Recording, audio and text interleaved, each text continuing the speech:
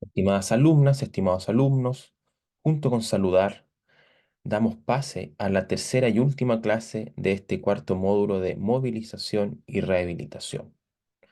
Soy Francisco Mandelo Arancibia, kinesiólogo de la Unidad de Paciente Crítico del Hospital Regional de Talca.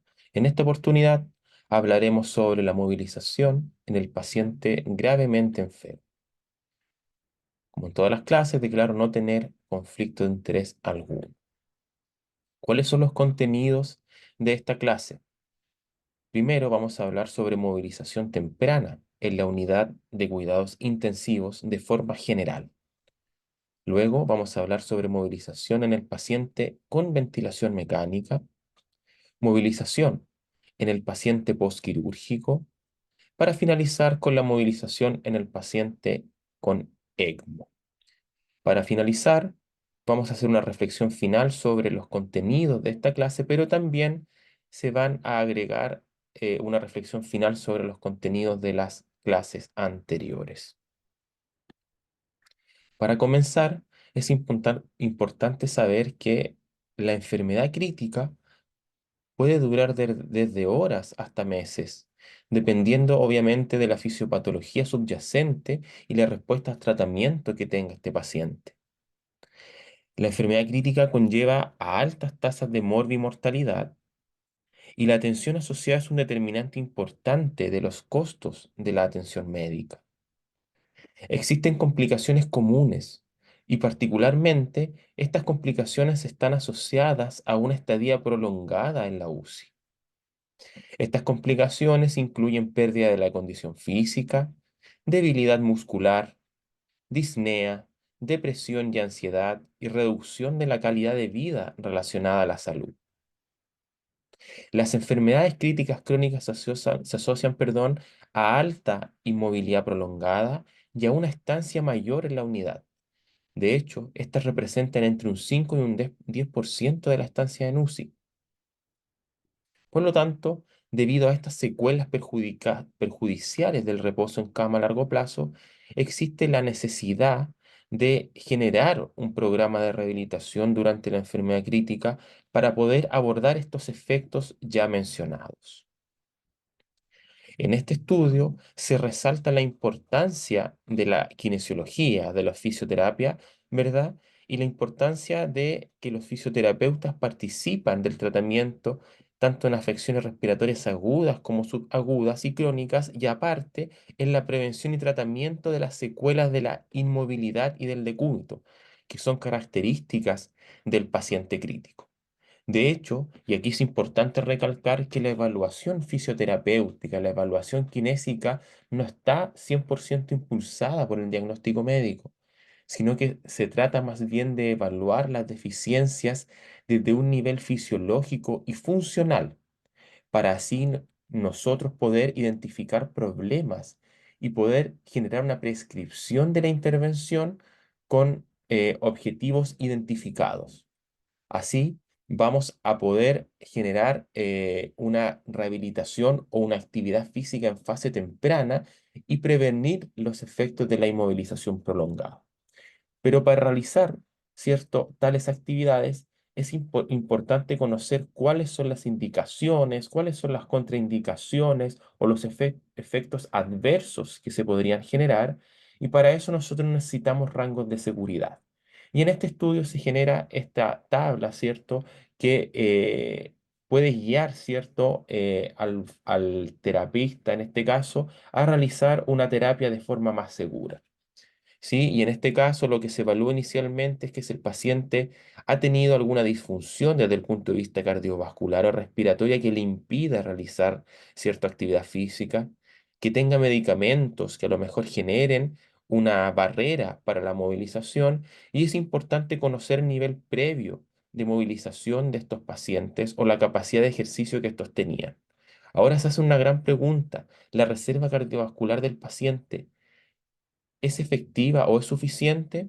Y es importante saber que durante el ejercicio esta no debe disminuir, sobre todo la frecuencia respiratoria, en menos de 50%, que la presión arterial no debe disminuir a más del 20%, debe tener un electrocardiograma normal, ¿verdad? Y no debe o deben excluirse otras condiciones cardiovasculares. De ser así, el paciente puede pasar a ser evaluado eh, desde el punto de vista respiratorio. De no cumplir con estas, es importante conversar con el equipo, ¿verdad? Y llegar a una resolución de qué se podría realizar con estos pacientes. Ahora bien, si el paciente cumple con estas funciones cardiovasculares, evaluamos las funciones respiratorias y aquí evaluamos la calidad del intercambio de gases, la terapia respiratoria propiamente tal y la duración de la ventilación mecánica. Si cumple con los requisitos, ¿verdad? Positivos en este caso, evaluamos otros factores que nos van a entregar a nosotros mayor seguridad para movilizar al paciente: hemoglobina, conteo de células blancas, nivel de plaquetas, la temperatura, la glucosa en sangre, entre otros, ¿verdad? Que ustedes pueden revisar. Cumpliendo con todos estos factores favorables, la indicación de movilización, ¿verdad? Va a ser apropiada. Podemos seleccionar a nuestro paciente, ¿verdad? Obviamente siempre con la monitorización adecuada. Ahora bien, en este estudio, ¿verdad? Que básicamente lo que quiere describir es la etiología y los mecanismos potenciales de la debilidad adquirida en UCI y que también destaca lo importante y los beneficios de la movilidad temprana en estos enfermos. Se evalúa básicamente cuáles son las implicancias clínicas de la enfermedad crítica y cómo éstas pueden llevar a enfermedad o debilidad muscular, que es lo que ya vimos en clases anteriores, ¿verdad? ¿Qué conclusión saca este estudio? Que aunque la etiología de la debilidad es multifactorial, la movilización temprana en estos pacientes puede ayudar a reducir la atrofia muscular, que dentro de las principales alteraciones que se produce en el enfermo crítico. Además de eso, puede ayudar a reducir la debilidad y el desacondicionamiento físico asociado al reposo en cama por múltiples factores. Recordar que la inmovilidad contribuye a secuelas tanto neuromusculares como inflamatorias. Por lo tanto, exacerba aún más la atrofia por desuso. Por lo tanto, la movilización juega un papel sumamente importante en mejorar la función física de los pacientes y la calidad de vida de los sobrevivientes en la UCI, no solo a corto plazo, sino que también a largo plazo. Ahora bien, en esta revisión clínica de Carol Hudson, que es uno de los padres de los estudios de movilización temprana, se quiere evaluar la movilización temprana en el paciente críticamente enfermo. En este estudio se realizó una revisión analítica detallada de la literatura utilizando múltiples términos claves para que se generen una evaluación integral del conocimiento actual de la movilización temprana en el paciente crítico. ¿Qué encontraron? Que el término movilización temprana aún no está definido y abarca una variedad de intervenciones que se han utilizado solas o en combinación. Por lo tanto, la movilización temprana es bastante heterogénea y aún no hay una unificación, ¿cierto?, de términos que hablen de movilización temprana. No obstante, muchos estudios sugieren que existen diferentes formas de movilización temprana, pero que éstas son seguras y factibles en los pacientes UCI, incluso en pacientes que reciben ventilación mecánica. Los estudios de movilización temprana tienen en su mayoría un diseño de centro único, una validez externa bastante limitada y tratamientos de control que son muy variables. Por lo tanto, falta que haya una validez mucho mayor, ¿cierto? Y que hayan tratamientos de control mucho más grandes. En este artículo, que se pretende definir el concepto de movilización temprana en comparación con la fisioterapia tradicional y revisar la evidencia sobre su viabilidad, sobre su seguridad y sobre su posible eficacia. Así, definir una investigación, que en las próximas investigaciones se defina una evaluación mucho más completa. Es importante que los datos que se entregan acá, ¿cierto? Que son de estos múltiples estudios, básicamente lo que quieren buscar es cómo se puede atenuar la debilidad, ¿sí? Y si la movilización temprana tiene el potencial de mejorar la calidad de vida de los pacientes, de reducir los costos de atención médica, ¿sí? Y de representar quizás una intervención principal en la UCI. Por lo tanto, es importante y estos estudios nos dan a conocer que la movilización básicamente va a mejorar la recuperación funcional, puede reducir la estancia en la UCI y de disminuir los reingresos tanto en la unidad de cuidados intensivos como mejorar la supervivencia. A través de estos estudios se resumen esos outcomes primarios, ¿verdad? O esos resultados primarios y a través de diversas intervenciones. Ahora bien, ¿qué es la movilización temprana? La movilización temprana básicamente es la intensificación y aplicación temprana dentro de los primeros 2 a 5 días de una enfermedad crítica, de la fisioterapia que se administra, perdón, en los pacientes críticos. Por lo tanto, se comienza a movilizar desde el día 1, día 2 al paciente crítico. La movilización puede incluir diversas intervenciones, tanto para mejorar movilización, se puede incluir la movilización activa en pacientes que están en ventilación mecánica, o bien también se pueden incluir otro tipo de técnicas como la cicloergometría, como se ve acá, la estimulación muscular eléctrica transcutánea. Y aquí es sumamente importante, porque la movilización activa total a menudo y en diversos estudios solamente se reserva cuando el paciente ya ha resuelto su fase aguda. O bien se reconoce la rehabilitación cuando el paciente recién se da el alta en la UCI en múltiples estudios. Pero este estudio lo que hace es avalar que el paciente se debe movilizar desde el día 1 y que este trae diversos beneficios. La movilización temprana, ya sea de forma activa o pasiva, como se puede ver en esta imagen, nos va a generar diversos beneficios fisiológicos. Va a prevenir la degradación de proteínas, va a mantener la masa muscular y va a alterar el perfil inflamatorio en el paciente. Por lo tanto, nos puede ayudar a preservar la fuerza independiente si el paciente tiene la capacidad de cooperar o no con la terapia. En la UCI, la movilización se aplica con la intención de mantener y restaurar la fuerza y la función musculoesquelética con el potencial de mejorar los resultados funcionales centrados en el paciente. Ahora bien, la gran pregunta es, ¿cómo sabemos que el paciente ha mejorado? ¿Cómo podemos medir estos resultados? Y esa es la gran limitante que tiene la movilización temprana, que no tiene la capacidad de determinar resultados después de aplicar dicha terapia. Por lo tanto, aún falta estandarización y definición de la misma. De hecho, algunos estudios lo único que hacen es evaluar cada 1 o 2 semanas la terapia a través de escalas de fuerza que fueron mencionadas anteriormente, ¿sí? Si hubo mejoría o no de estas. Ahora bien, en este estudio, ¿verdad? Santos y colaboradores, entre ellos Hodgson, ¿verdad? Lo que hacen es generar un protocolo, ¿verdad? En base a estudios controlados randomizados de movilización y entrenamiento con cargas incrementales, ¿sí? Los participantes de este estudio fueron 118 pacientes mayores de 18 años que ingresaron a la UCI en menos de 72 horas. ¿Y cuál era el propósito de este estudio?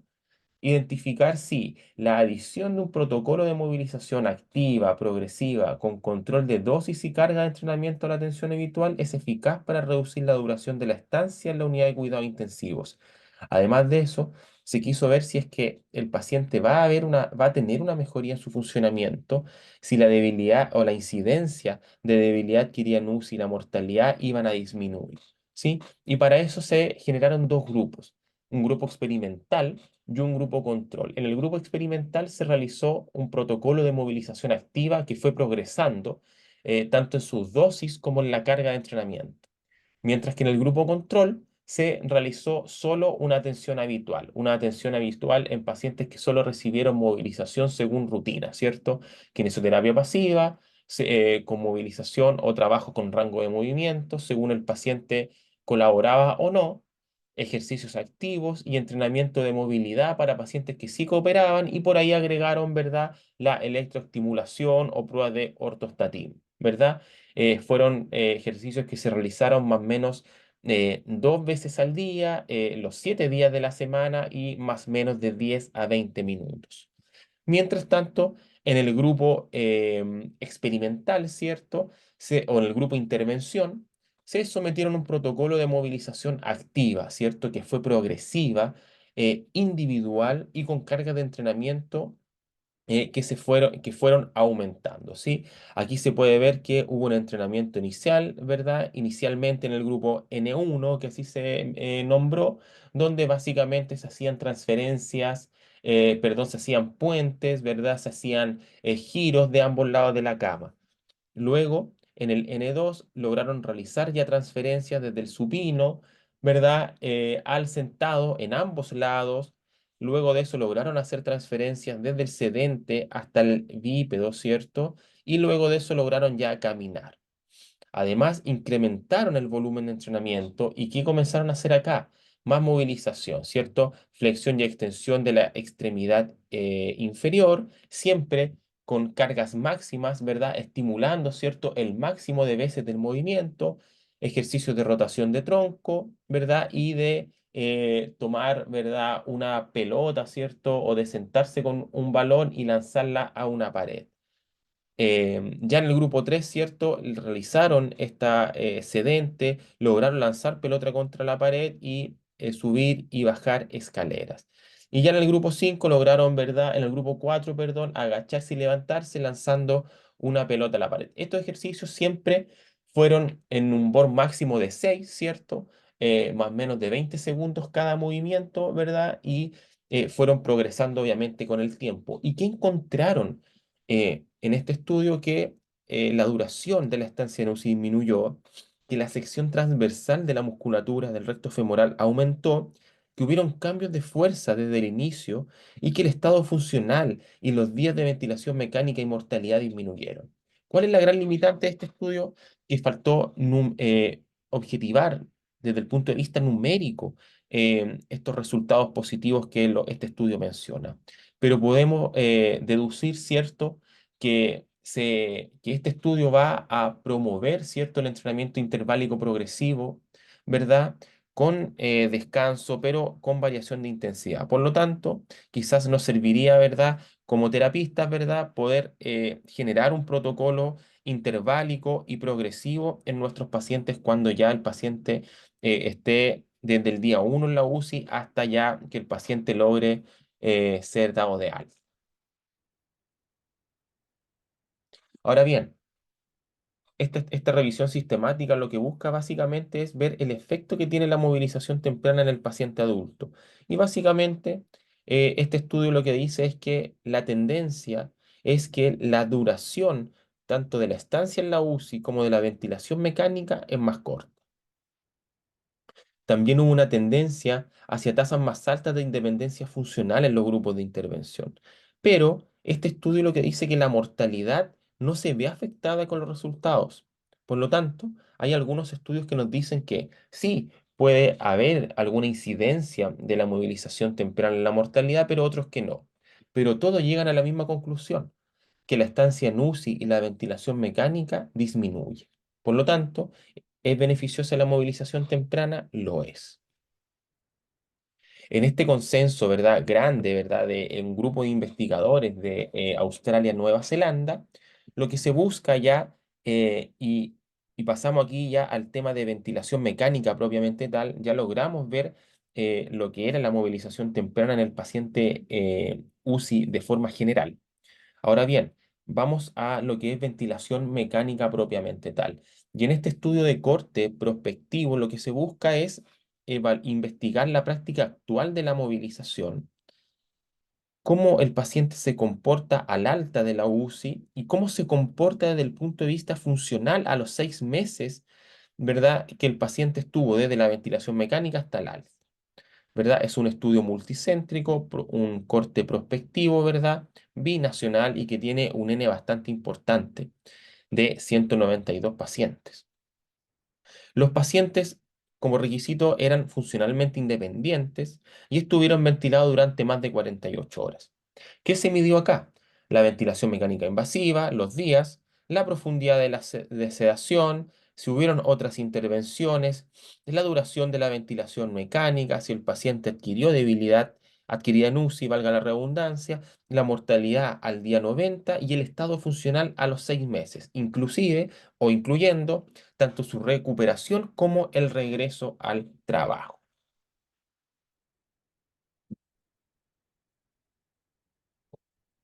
Bien, durante 1351 días de estudio, se logró recopilar información durante 1288 episodios de movilización temprana, que fueron planificados en pacientes con ventilación mecánica durante los primeros 14 días o hasta la extubación.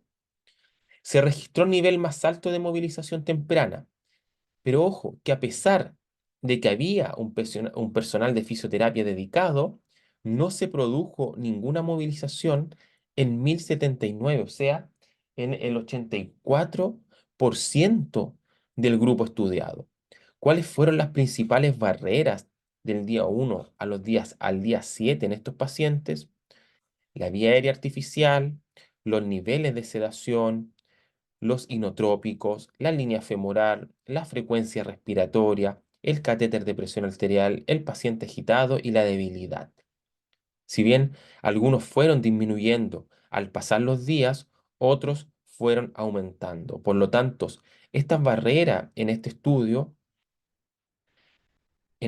perdón, se habla de que existen variables barreras para no realizar movilización en estos pacientes, pero que con los estudios o con lo que hemos visto nosotros, no son barreras absolutas para no movilizar al paciente, y es lo que vamos a ver más adelante.